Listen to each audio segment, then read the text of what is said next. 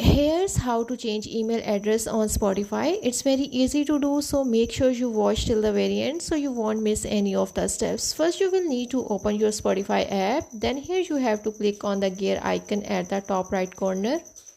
Now here you have to scroll to the bottom and go to the spot option. Once you click on it, now it will take you to the Spotify official website, and once the website is loaded, here you have to search for the email change. Now from here click on the change email address option, and once you click on it, now it will redirect you to this page. Here you have to click on the hamburger icon at the top right corner. Once you click on it, now it will open this menu.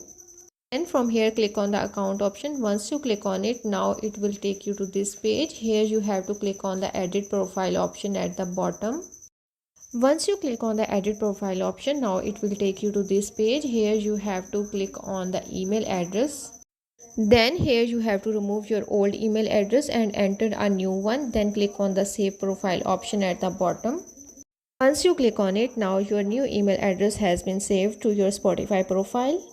So that's how to change email address on Spotify.